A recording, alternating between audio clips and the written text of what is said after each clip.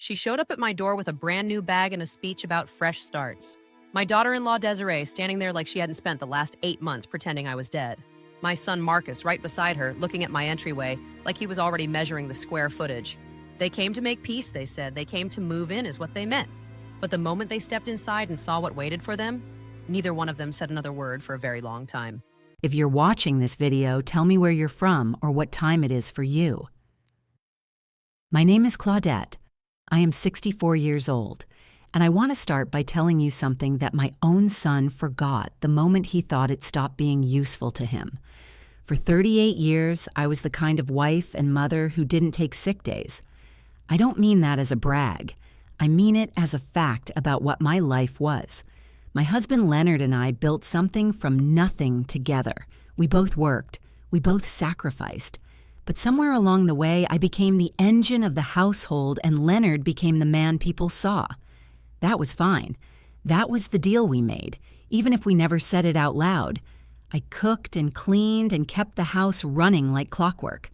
I was at every school event, every teacher conference, every sporting event Marcus ever had, right through high school. When Leonard's mother got sick, I was the one managing her medications and driving her to appointments 3 times a week while holding down a part-time bookkeeping job. Nobody asked me to do all that. I just did it because it needed doing. Leonard appreciated me in a quiet way. He wasn't a man of big speeches, but he saw me. He noticed. He'd come in from work and put his hand on my shoulder and say, "You holding it together in here, Claudette?" And that was enough. That was plenty. When Leonard had his stroke 4 years ago, I thought the world had split open. We had been married 38 years. I had never once imagined our house without him in it. For the first year, I barely slept. I rattled around those rooms like a loose marble, cooking full meals I never finished, keeping his reading glasses on the side table because moving them felt like giving up. Marcus and his wife Desiree visited in those early months. They were attentive, even loving. They'd sit with me on Sundays. Marcus was in a button-down shirt with a folder tucked under his arm. Desiree was in a silk blouse and heels, her makeup done, her posture stiff as a board. They looked like people coming to deliver paperwork, because that's exactly what they were doing. I said hello. Neither of them hugged me. "Mom, we need to have a conversation," Marcus said, and already there was something flat and official in his voice. The same voice he used when he was a teenager trying to talk his way out of trouble. They sat down at my kitchen table, where I had made tea. Desiree kept glancing toward the living room like she was already redecorating. Marcus set his folder on the table and folded his hands. "We've been talking a lot about the future," he started. "Desiree's pregnant. We're due in October. We need more space than the apartment we're in. And honestly, Mom, this house is way too big for one person at this point." I looked at him, then at her. Neither one would quite meet my eyes. "What exactly are you saying?" I asked. Desiree spoke then, and her voice was perfectly even, like she had rehearsed it. "We're saying that it makes more sense for us to move in here. You've got 4 bedrooms, and you're only using 1. You could move into something smaller, a condo or a senior community, somewhere easier to manage on your own." I stared at her. "This is my home," I said. "I've lived here for 30 years. I raised Marcus in this house. Leonard and I—" "Leonard isn't here anymore," Desiree said. Just like that, like it was a simple fact and I was being slow. I looked at my son, Marcus. He opened the folder. "Dad put me on the deed, Mom. Remember? He did it years ago for estate planning purposes. That means, legally, I have standing here. I'm not trying to be cruel about this, but I want you to understand your options." I felt something go cold and quiet inside me, because that much was true. Leonard had added Marcus to the deed when Marcus was in his 20s, back when we'd had a brief scare about what would happen to the house if something happened to both of us. It had seemed like smart planning at the time. I never imagined it would be used as a weapon by my own child. "You're putting me out," I said. "We're asking you to consider something that works better for everyone," Marcus said. Desiree placed her hands flat on the table. "Claudette, you have to be realistic. You're on a fixed income. This house costs money to maintain. You're in here alone, and it's not a great setup long term. This is actually the responsible thing." The responsible thing. She said it like she was helping me. I wanted to say about 1,000 things right then. I wanted to remind my son about the nights I sat up with him when he was sick, the times I picked up extra bookkeeping work so he could go on the 8th grade trip to Washington, D.C., the way I had held his hand through every hard thing in his life. I wanted to ask Desiree who she thought she was talking to, but something in me went very still.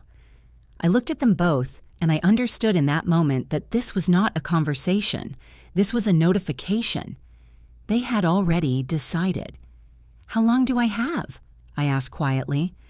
Marcus looked relieved that I wasn't screaming. "A few weeks. We can help you look at some places." I nodded slowly. "Fine," I said. "Give me a few weeks." After they left, I sat at that kitchen table for 3 hours without moving. The dogwood was still blooming outside the window. I thought about Leonard. I thought about what he would say if he could see this. I thought about what a fool I had been to believe that 38 years of giving everything to a family meant anything at all when money was on the table. Then I went to bed, and I cried until there was nothing left. I moved out on a Thursday morning. Marcus had offered to help. I told him not to bother. I packed what mattered most into a rolling suitcase and 4 boxes: framed photos, Leonard's watch, a quilt my grandmother made, my cookbooks because I couldn't leave those, a small cedar box where I kept documents. I drove it all to the only place I could afford on short notice, a budget motel on Callaway Street that rented by the week. The room was small and depressing in the way of places that hold other people's sadness. Carpet the color of old mustard. A bathroom with a drain that never quite cleared. The air conditioner worked about half the time. There was a vending machine at the end of the hall, and I could hear the couple in the next room arguing through the wall most nights. I was 64 years old, a woman who had spent decades running a household and caring for other people, and I was sleeping in a room that cost me most of my monthly income. The first week, I didn't eat much. I didn't sleep much either. I just sat in that chair by the window and replayed everything, looking for the moment I should have seen it coming, looking for the moment I had raised a son capable of this. I called Marcus once. He let it go to voicemail. I called twice more that first week. Same thing. I texted Desiree asking how the pregnancy was going. She answered after 2 days with a message that told me clearly, "We are done with you." So I stopped calling. I walked the neighborhood every morning looking for work. Bookkeeping, cleaning, childcare, whatever was available. I had skills. I had 30 years of experience managing a household budget and handling tax paperwork for a small business on the side. But what employers saw when I walked in was a 64-year-old woman, and most of them had already decided what she was worth before she opened her mouth. Some days I ate one real meal and called it enough. I lost weight I hadn't planned to lose. My clothes started to fit wrong. I watched myself in the bathroom mirror and thought, is this who I am now? Is this what they made me? One afternoon, about 6 weeks in, I ran into Desiree coming out of a maternity boutique downtown. Her stomach was round and obvious now. She was carrying shopping bags and wearing a coat I had never seen, and she climbed into a car that was certainly not the modest sedan they'd had before. She saw me standing on the sidewalk in my old coat and worn shoes. Her face did something complicated, some mix of pity and disgust and guilt, and then she got in the car and drove away without speaking. That was the night I made my decision. No more begging. No more waiting by the phone. No more asking to be seen by people who had already looked at me and found nothing worth keeping. I didn't know yet what I was going to do, but I was done being the woman they threw away. 2 weeks later, I was doing what I did most evenings, sitting on the edge of my motel bed, sorting through the cedar box I had brought with me. Documents mostly, insurance papers, old receipts. The kind of things you keep because you're not sure if they matter. Near the bottom, underneath a small envelope of Leonard's receipts from the year before he died, I found something I had forgotten entirely. A bundle of letters, tied with kitchen twine, in Leonard's handwriting. They weren't sealed. They looked like they had been written over time, tucked away in his desk drawer the same way he kept everything important, quietly, without announcement, in a place only he knew about. My hands shook when I opened the first one. My Claudette. If you're reading this, then I am gone and you are managing without me, which I already know you are doing because you have always been stronger than you think you are. There are things I never said clearly enough while I was alive. That ends here. I read the rest sitting on the floor with my back against the bed, crying in a way I hadn't allowed myself since the early days after Leonard died. He had written about his early years before we met. He had worked briefly in commercial real estate, just a few years in his late 20s, before he switched careers. During that time, he had bought several parcels of undeveloped land on the outskirts of Atlanta. Back then they were cheap, nowhere land, too far from anything to be worth much. He had bought them almost as a joke, he wrote, with money from a small inheritance he had never mentioned. He had forgotten about them for a long time. By the time he remembered to look into them again, the city had grown. Development had crept outward. The land was no longer nowhere. It was somewhere significant. He had never told me. He wrote that he hadn't wanted to worry me with something that might not amount to anything. And then the years passed, and they kept being worth more and more, and he kept meaning to sit me down and explain it, and he never did. The documents are in a safe deposit box at Heritage Federal on Peachtree, box number 614. The key is in the back of the small picture frame on my desk, the one with the photo from our trip to Savannah. Claudette, those parcels are worth more than either of us ever imagined. The appraisal I had done 18 months ago put the total somewhere around $2.3 million. That money is yours. It has always been yours. I am so sorry I waited too long to tell you. He had signed it. The man who should have said this sooner. All my love. Leonard. I sat on that floor for a long time after I finished reading. $2.3 million. I had been eating half meals and sleeping in a motel that charged me by the week, while $2.3 million sat in a bank vault waiting for me. I cried until I could not cry anymore. Not from grief this time, though grief was in it. I cried because Leonard had spent our whole marriage quietly making sure I would be okay, even when I didn't know I needed protecting. And I cried because the people who should have protected me in his absence had instead seen a vulnerable woman and treated her like a problem to be solved. Then I washed my face, put on the least wrinkled thing I owned, and started making a plan. I found the key exactly where Leonard said. The frame still smelled like the cedar of his old desk, and I held it for a moment before I set it down and focused. The next morning, I went to Heritage Federal and opened the box. Leonard had organized everything with the same quiet thoroughness that had defined his whole life.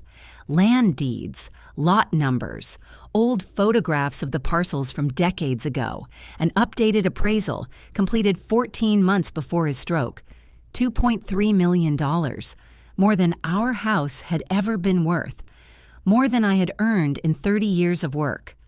Waiting. There was one more sealed envelope inside the box. I opened it last. It was shorter than the letters, just a few lines. You were never a burden. You were the whole foundation. Anyone who told you otherwise did not know what they were standing on. Go live well, Claudette. You have more than earned it. I drove back to the motel, sat in the parking lot for 20 minutes, and then I started making calls. The first call was to an estate attorney named Patricia Wellborn, who a former bookkeeping client had once mentioned was sharp, discreet, and did not suffer fools. I told her I needed to sell assets quietly and structure the proceeds in a way that would not immediately advertise who the seller was. She asked smart questions. She did not waste my time with surprise. Within 3 months, Patricia had helped me set up a holding company and sell the first 2 parcels. The money that came in was more than I had ever held in my life. I moved from the motel to a clean corporate apartment downtown. I went to a proper salon for the first time in almost a year, not because I needed anyone to see me as successful, because I needed to see myself as something other than what my son had decided I was. I also hired an investigator, not for drama, for information. What he found was predictable, but useful. Marcus had taken out a mortgage on my old house shortly after I left, using his co-ownership status to leverage it. He had spent months behind on payments. He had been let go from his position at the logistics company where he worked, apparently due to performance issues that had been building long before the pregnancy and the stress he had cited as his reason for throwing me out. Desiree had left her job voluntarily during the pregnancy, and they had not managed the finances well since. They were not drowning yet, but they were in water over their heads. I did not rush. I had learned patience from a lifetime of being the one who absorbed everyone else's urgency. I could be patient now that the patience was working for me. Through Patricia, I purchased a 2-bedroom condo in a building on Riverside Drive. Not ostentatious, but clean and warm and mine, with good light in the mornings and a view of the park. I furnished it the way I had always wanted to furnish a place, comfortable without being fussy, with real art on the walls and a kitchen that had enough counter space to actually cook. For the first time in years, I woke up in the morning and felt something close to peace. I started doing bookkeeping work again, small contracts, more for purpose than income. I joined a community investment club at the suggestion of Patricia's assistant, a woman named Renata, who became, slowly, something like a friend. I kept my finances under the holding company while I figured out the longer arc of what I wanted to do with everything Leonard had left me. Meanwhile, the investigator kept me informed about Marcus and Desiree. They were struggling. The house was accumulating debt. There were months when the mortgage payment was made late, or not at all. And then, through a connection Patricia had with a commercial real estate broker, an opportunity presented itself. The mortgage on my old house had been sold by the original bank to a secondary servicer. That servicer was looking to offload some of its non-performing notes. Patricia looked at me. I looked at her. "Buy it," I said. It took 6 weeks to structure. Through the holding company, with Patricia as the listed representative, I purchased the outstanding mortgage note on what had been my home for 30 years. I became, technically and legally, my son's creditor. He had no idea. Not yet. I want to be honest about something. There were nights during this stretch when I questioned what I was doing, not because I thought I was wrong, but because I could feel myself becoming a person who moved in calculated ways, who watched and waited instead of reaching out. That was not how I had lived for 38 years. I had always been direct, warm, present. This version of me was something different. I thought about Leonard a lot during those nights. What would he say? I think he would have said, "You did not ask for this war, but you're allowed to defend yourself." I kept moving. The investigator confirmed that Marcus had been applying unsuccessfully for positions in logistics and supply chain management, his area of background. Several companies had passed on him. At least 2 had been connected, loosely but traceable, to a professional network I had quietly cultivated through the investment club. I had not said his name directly, but in professional circles, reputations travel through the right questions at the right dinners. Desiree, 9 months pregnant and increasingly desperate, had gone back to her old firm asking about returning. There was a new managing director, someone whose office lease happened to be held by a property entity Patricia had recently brought under management. Company policy, the new director explained apologetically, generally did not support rehiring employees who had departed abruptly without transition planning. Nothing personal. I watched all of this from a careful distance. I did not celebrate exactly, but I did not pretend I felt nothing either. The person who had stood in my kitchen and told me Leonard knew I was a burden but hadn't had the courage to say it was sitting at a bus stop, now trying to get to job interviews. I am not going to tell you I felt nothing. I didn't want Marcus to find out about my circumstances through the grapevine in a confused and secondhand way. I wanted him to come to me. I wanted him to walk through a door I held open when I was ready. So I arranged a small nudge. A woman I knew from the investment club, a retired school teacher named Gloria, who had known my family peripherally for years, happened to run into Marcus at a pharmacy. They chatted briefly. Gloria mentioned that she had heard I was doing quite well for myself these days, that I had gotten myself situated very comfortably. She said it as genuine small talk, not as a planted message. Marcus called me 2 days later. His voice was smaller than I had heard it since he was a teenager. All the authority was gone. He sounded tired in the bones. "Mom, it's Marcus." "I know who this is," I said. Silence. Then, "I heard you're doing okay. I'm glad." "Are you?" I said. More silence. "Mom, can we talk? Things have gotten complicated on our end. Desiree is due any day now, and there's some financial stuff that's gotten out of hand, and I think we should see each other." There it was. The real reason dressed in the language of family. "Marcus," I said, "the last time we saw each other, you handed me a folder and told me I had a few weeks to vacate the house where I had lived for 30 years. Give me one good reason why I should make time for you." The silence that followed was long. When he spoke again, his voice had something new in it, something that might have been actual shame. "Because I was wrong," he said. "And I know that isn't enough, but I'm saying it." I let him sit in that for a moment. "Come on Saturday," I said. 2 o'clock. Bring Desiree if she's able. And Marcus. Come ready to tell the truth. I have no patience left for anything else." I gave him the address. I spent the morning preparing carefully. Not to impress. To be clear. I wore a deep burgundy wrap dress that Leonard had always liked. My hair was done. I made a full meal, not catered, not showy, just well-made food that filled the apartment with warmth. Braised chicken, rice, a peach cobbler cooling on the counter. I set the dining table with 2 sets of documents from Patricia's files and placed them face down. I knew I wasn't going to show them everything today. Today was for clarity, not transactions. But I wanted them visible. When the buzzer rang, I took one breath and went to the door. Marcus looked like someone had aged him several years in 8 months. He had lost weight. His eyes carried the specific exhaustion of someone who has not been sleeping because the worry doesn't stop. Desiree stood beside him, very pregnant, in a coat that was clean, but clearly older than the ones she'd been wearing when she came to my house with her silk blouse and her speech about square footage. She looked like she had been crying recently. Neither of them said anything for a moment when I opened the door. "Come in," I said. They walked in slowly.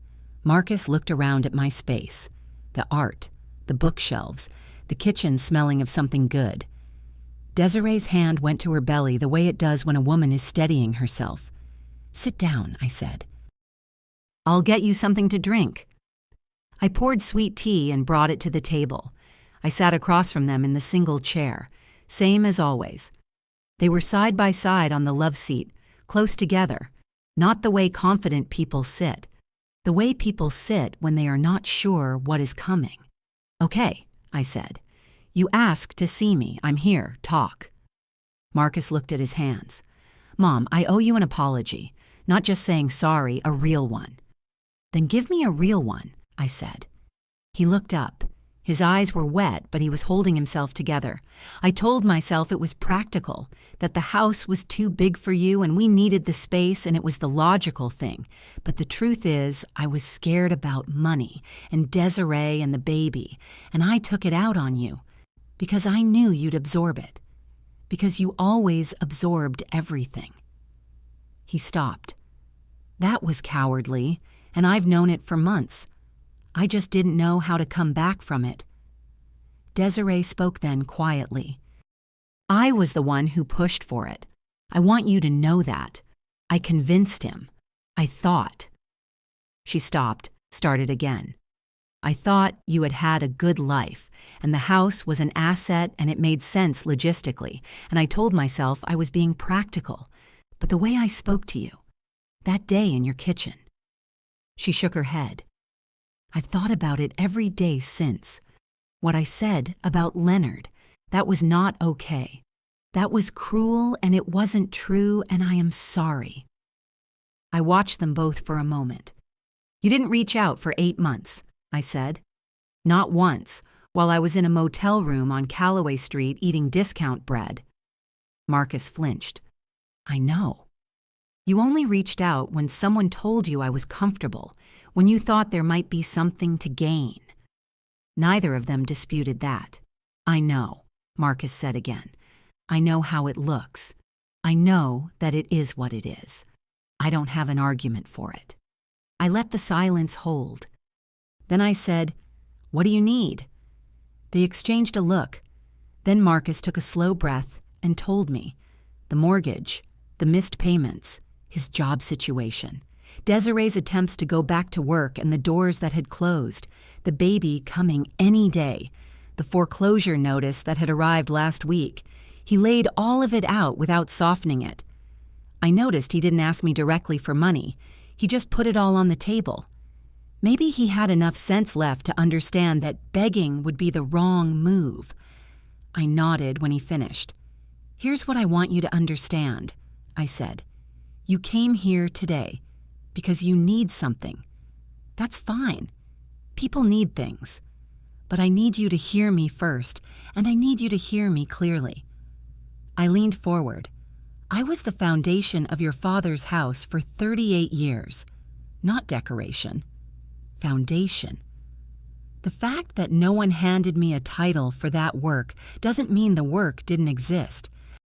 When Leonard died, I grieved alone in that house for 2 years, and I never once asked more from you than your presence. And when you decided the house was more valuable than I was, you took from me something I can never get back. Not the house. My sense of where I stood in my own family. I sat back. Your father left me resources I didn't know I had. Resources that mean I am not dependent on you or anyone. I want you to understand that. The woman you threw out did not need saving. She just didn't know her own strength yet. Desiree had tears running down her face. Marcus was very still. So, I said, now we talk about what comes next. I slid one of the documents across the table. The mortgage on your house, I said. The outstanding note was purchased by a holding company about 2 months ago. That company is mine. Marcus looked at the document. His face changed as he read the name of the entity and then Patricia's name as representative, putting it together slowly. You're our creditor, he said. I have been for 2 months, I said. You've been getting collection calls from my servicer. He set the paper down carefully. I haven't triggered anything, I said. I've been watching. Now we're here, and I want to make you an offer. I laid out the terms clearly. The mortgage balance would be reduced by 30% if they met the conditions of a written agreement. The agreement had 4 main points. First, Marcus would start a new job. I had spoken, through the investment club, with the owner of a mid-sized logistics consulting firm who was looking to grow his team. The salary was more than Marcus had been making, but he would go in understanding that my recommendation was the only reason the door was open, and one failure of integrity or reliability would close it permanently. Second, Desiree would have full prenatal and postpartum support through a clinic I was already paying into. No argument, no condition on that one. The baby was not responsible for any of this. Third, my grandchild. When the baby arrived, I would be present if they wanted me there, not as a favor, as a right I had earned by being part of this family for more than 3 decades, and one I expected to exercise. Fourth, once a quarter, the 3 of us would meet. Not for performance, to talk, to stay accountable to whatever we were trying to build or rebuild or become. I looked at them both. "These terms are not negotiable," I said. "You can accept them, or you can find another way forward. I won't hold a grudge either way, but I will not restructure them." Marcus picked up the document and read it fully. Desiree read it over his shoulder. "There's one more thing," I said. I reached into the folder and pulled out 2 pieces of blank paper, slid one to each of them with a pen.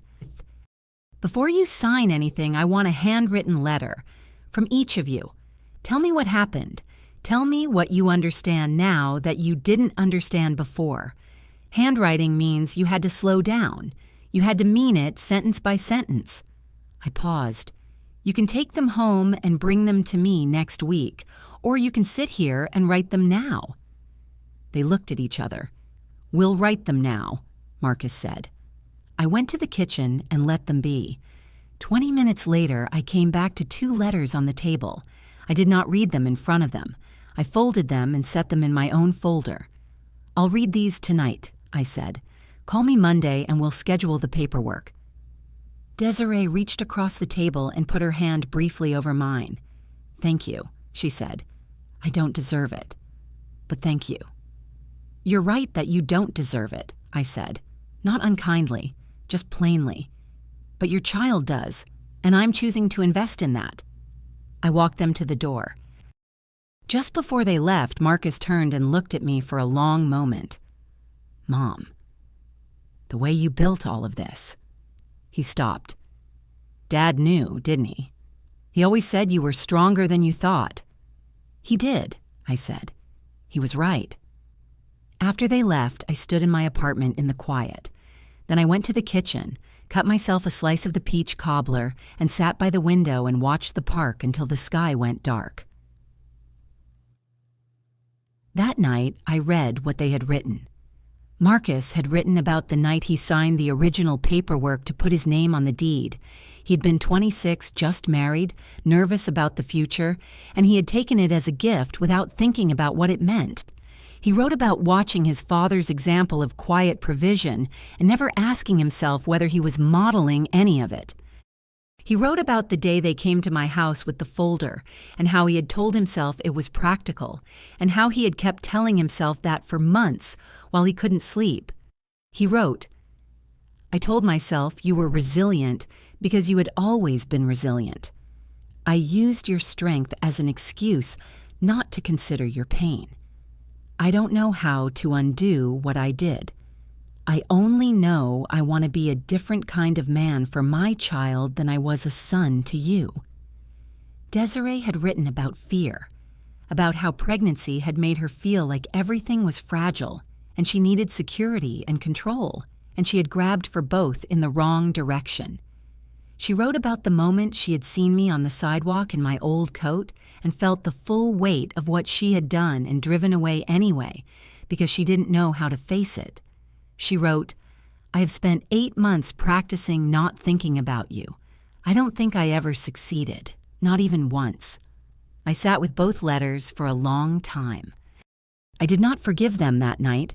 Forgiveness is not a light switch. It is a slow and deliberate practice, and I had only just started, but I felt something shift. Not softness exactly, more like clarity. I knew what I was doing now, and I knew why. The baby arrived on a Tuesday, which made me smile because of course she did. A girl. They named her Leonora. I was at the hospital, not in the room, but in the waiting area, present. When Marcus came out to tell me, his face looked entirely new. The fear and the exhaustion were still there, folded in with something else, something open. He put the baby in my arms about an hour later. I held her, and I thought about Leonard, about all the things he had quietly built so that I would be standing here, holding this child, with no one's permission required but my own. The conditions of the agreement were being met. Marcus had been at the new firm for 2 months, and his supervisor, who knew nothing of our arrangement, had already called him a quick study. Desiree was 3 weeks postpartum and doing well, supported by the clinic, starting to look like herself again. They were making the modified mortgage payments on time. We had our first quarterly dinner 2 weeks after the baby came home. It was not easy. There were long pauses and one moment when Desiree started to cry and didn't explain why, and I did not press her. But it was honest. That was more than we had been before. Before, we had been smooth and familiar and hollow underneath. This was uncomfortable and real, and that was better.